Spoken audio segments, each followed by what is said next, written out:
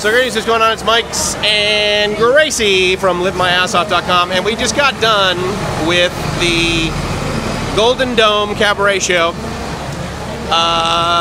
here in Bangkok. Easily the cheapest one. There's only 2 left, actually. There used to be 3. The other one is Calypso, and arguably one of the worst we've ever seen shows just in general. We went to the 4:30 show. I'll put a link below to the website where we got the tickets, which was actually a great website, and they provided great customer service. Now let's walk across the street so that I can get a shot of the entryway. It's this right here, and obviously, as you might guess, it's one of those deals where you go in and they don't want any photography or video. Totally understandable. It's like going to Star Wars with a 4K video camera. You don't do that. It's $15. The whole thing is narrated in Chinese, and that totally makes sense because I literally, I'm not joking, was the only white guy there. Gracie was the only Asian person that spoke English there. With the exception of the woman at the ticket counter.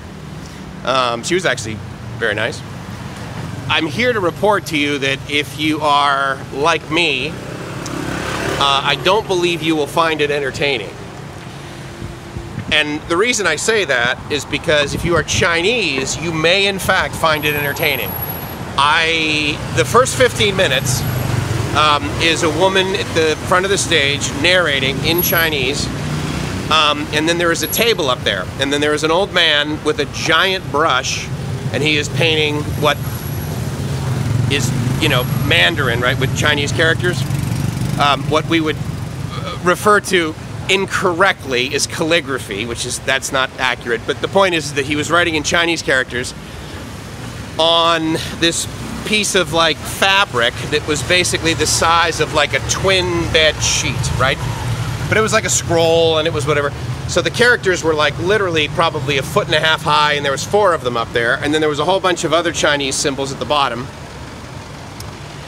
And it appeared as if they were like auctioning these things off, and then they would put them in a yellow sleeve, and like a couple people in the audience like got one.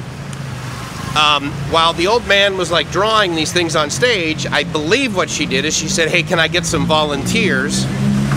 Some children, for the most part, with their parents, went up on stage and watched the guy with their phones and videotaped it. Did you hear what I just said? Recorded it on their phones and took pictures of it. So that was sort of interesting. The other reason I wanted to do this and walk all the way back to the main road and then over to the MRT is that if you are coming to this, I highly recommend you take the MRT.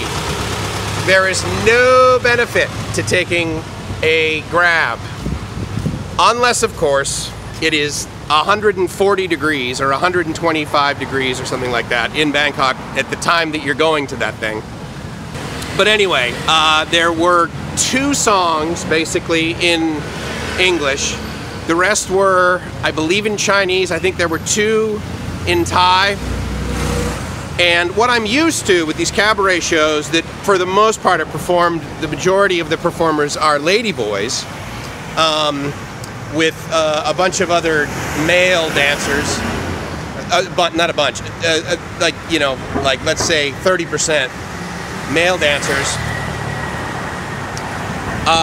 And then usually what they'll do is they'll lip sync to very popular Western songs. That has been my experience.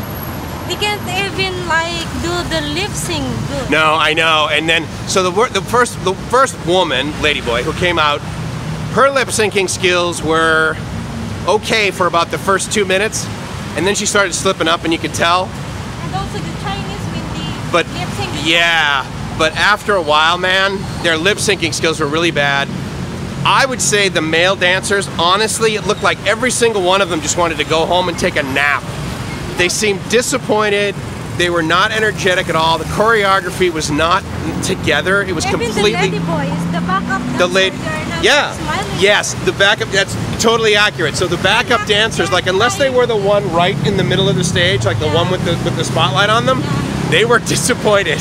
They were like, I don't want to be here, and they would. They look tired. It's 4:30 in the afternoon. Yeah, they look, I mean, you know, they look like, you know, they want it over. yeah, they want it over, and so did I. And you know, and then this, you know, the guy that sat down next to us, he looked like he was having a fine time, but unfortunately, he got there late. He smelled really bad. He had bad body odor, and I think he was probably drunk. So I mean, I'm sure he and his buddies were having a good time. If you've been to any one of these shows, you know that there is always the token fat person. Usually it's a yeah, and that person very, very, very funny, because of course, you know, it's supposed to be a bunch of ladyboys that are presumably quite attractive, who've had, you know, the implants and all that, and have spent the last 2 hours doing their makeup to be shown for 30 minutes, and so they'll come out. And you know, you're like, okay, yeah, they're going to be dancers, and this is like a, you know, like a really cheap Vegas show or something. And then the fat one, yeah, the fat one comes out, and she or he or whatever was more entertaining. So we laughed at that, and that was okay. But you know, I mean, we certainly won't go back. And honestly, it's one of the very few things I think that I've seen in Bangkok that I would highly encourage you to not bother with. Now, that said, if you are in Pattaya, there are two of these right across from one another.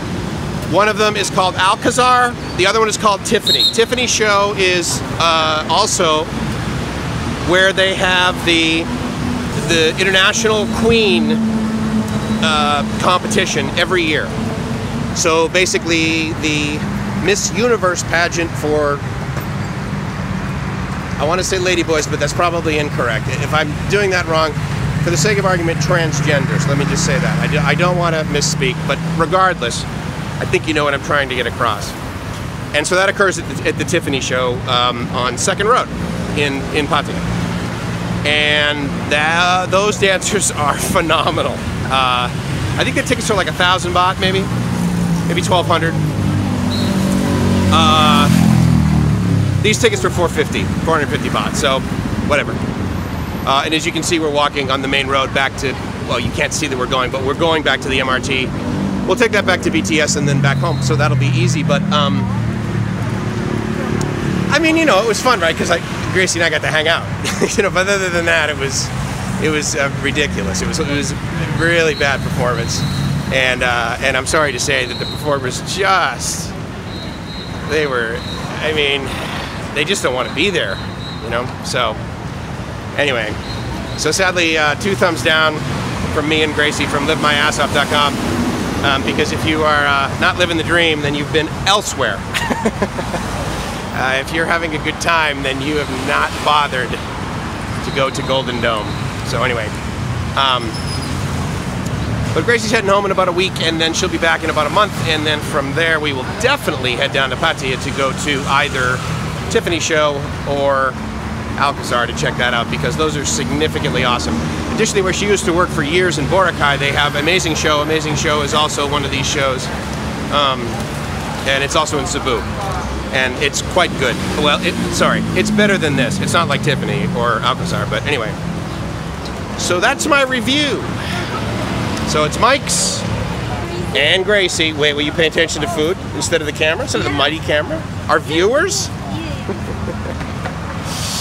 Live the dream. Ciao.